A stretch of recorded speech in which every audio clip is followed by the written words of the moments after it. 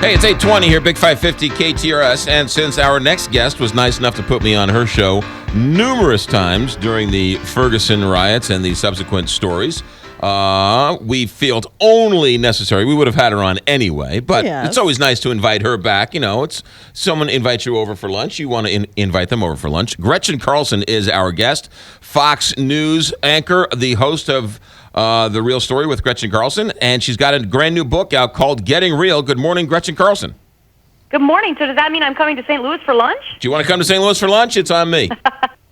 Hey, it's so great to talk to you, and yes, the tables are turned because I have had you on the show several times. You're always a great guest, so I appreciate it. And yeah, I do have a new book coming out. Thank you so much for having me to talk about it. You got it. It's a candid memoir about you and what you've had a charmed life. You were Miss America, now you sit on Fox News. What possibly could have gone wrong in your life, Gretchen Carlson? But see, that's on the exterior. So in Getting Real, I talk about a lot of things that people do not know about me. They've never known about me. I mean, they may know that I played the violin really seriously and that I ended up using that talent to become Miss America and that I do a show on Fox and I've been in TV 25 years. But they probably don't know that I struggled growing up fat as a kid. They probably don't know that I got fired a week after I got married. They probably don't know that I struggled with infertility, that I had a life-threatening stalker for 4 years. I've never, ever, ever told that story until now, that I have dealt repeatedly with sexual harassment, which I chronicle in the book.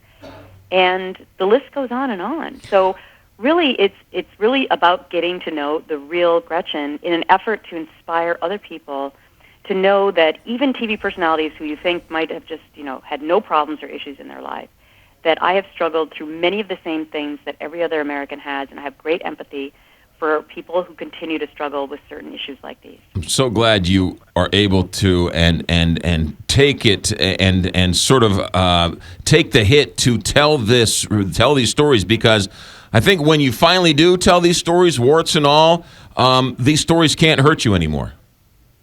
Well, part of that is true. Although you know how it works in the TV business and the radio business, people are still going to attack me based on what they think I am. But one of the things that I talk about in the book is actually when I got to Fox News, I reached the bimbo trifecta.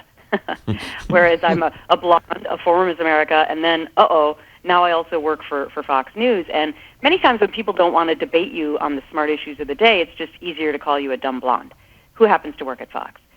So, I really talk about these issues in the book because I stand up for all women who have been taken down, and men for that matter, just because.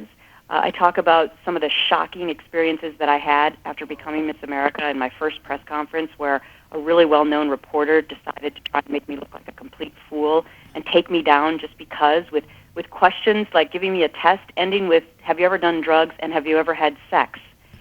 First day in being Miss America. I had a judge afterwards who wrote a scathing book about me and called me Miss Piggy and called me fat at 108 pounds, which was the thinnest I've ever been in my life. He called me a God clutcher. So imagine how he'd feel about me now that I teach Sunday school with my husband. I built really tough skin through that experience, although it was really shocking because I'm from Minnesota, and that thing about Minnesota nice is actually really true. How did you lose the accent? Oh, you know what? When I go home, I'm going home to Minnesota on Monday to be at the Mall of America to sign books, and I'm telling you right now, McGraw, it's going to come back. My long O's come back. Hey, Gretchen. I love it. I love Minnesota. I love where I came from. I love the Midwest. I love St. Louis. I mean, I think sometimes the middle part of the country gets left out of the conversation on the national stage, and I do my best on my show and certainly in my book to give tribute to all the people who live in the middle of the country, because let's face it, the American dream is about all of us, right? So we have a good friend in common, Debbie Turner, former Miss America. Oh, yeah. Who used to live in St. Louis. So let me ask you, do you regret being a Miss America? No. Listen, it was an incredible accomplishment. 2 of my chapters in my book, Getting Real, talks about how I went from violin, serious concert artist, to turning that into becoming Miss America, because 50% of your points are based on talent. I talk about how, it was like trying to win an Olympic gold medal because I was a total novice. And I think it was an absolute incredible experience of building self-esteem. Listen, anyone to get up on stage and compete at Miss America takes a tremendous amount of guts. It doesn't even matter if you win. It's going through the process of preparing yourself. The communication skills that I learned, I use that on a daily basis in my TV show. The discipline that I learned from having to prepare myself for that kind of a competition. So, yeah, there are tremendous amount of positives that come out of that experience, not to mention that I ended up paying for the rest of my Stanford education with the scholarship money that I won. So, incredible amounts of positives.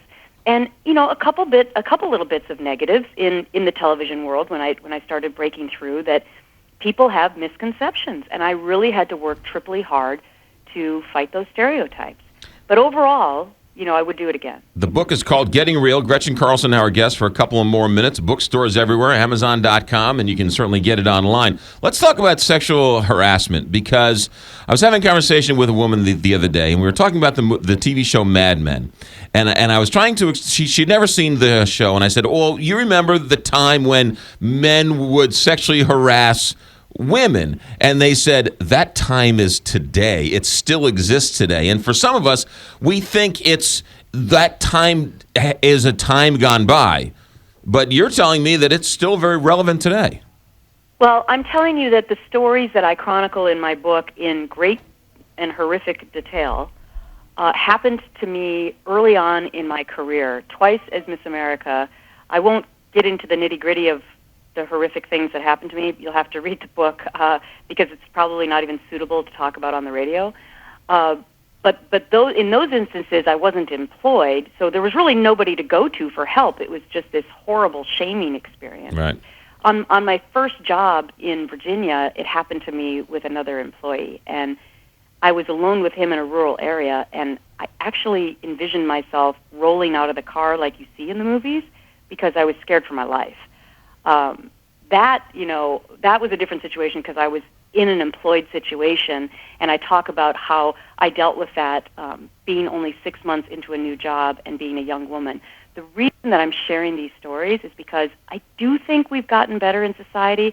Like at our company now at Fox, we do sexual harassment training. A lot of big companies do that. I think that as new generations of men and women come into the workforce, there's a different sort of a mindset about all of this. But I'm not so sure that we have totally solved the problem, to get back to your original question. And the reason I talk about it is I want to inspire more women to come forward. Listen, women don't come forward right now. They just don't, because they worry that it's going to affect their job, and they worry that they're going to be labeled a troublemaker. And we have to band together and come forward in force so that we can get rid of those stigmas. And they're also going to be profiled on every national cable outlet and picked apart and beaten up and you know, all of that. They're going to become the victim, in a sense. Yeah. It's exactly true. So you have your husband is a sports agent. You have lovely children. How much writing this, Gretchen Carlson, in the book Getting Real, did you say, I don't want my kids to know? Oh, it's interesting because my kids want to read it, and I looked at the first line of the book, and it's back to that question from the New York Reporter, and it says, have you ever had sex? And I thought, uh-oh. Right. I don't think maybe I should skip the prologue for them, and they can certainly start with my childhood, you know, growing up in this small town in Minnesota. So, you know, I think they would have some questions, obviously, about the sexual harassment, and I also had a life-threatening stalker for 4 years that I've never shared that story ever before. I think I would have to kind of edit a couple of the pages for them because they're only 10 and 12 years old. But this book is really certainly junior high and high school girls and all the way up to adults. This is about inspiring people to believe in themselves and build their self-esteem from the inside of their soul. Through hard work and perseverance, we can achieve the American dream. And listen, the latest polls over the last 10 years show that less and less Americans believe that we can actually achieve the American dream, and that saddens me.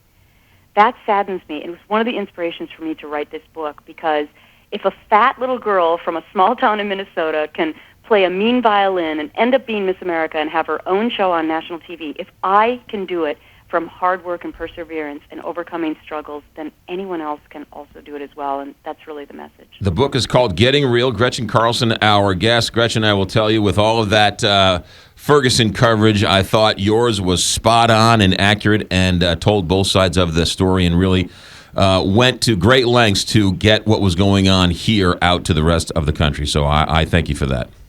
Well, thank you so much for your perspective on it and for joining me on the show. And I look forward to having you back. And by the way, let me know when I'm coming for lunch. You betcha. Gretchen Carlson. The book is called Getting Real. Thanks for checking in, Gretchen. 8:30 here, Big 550 KTRS.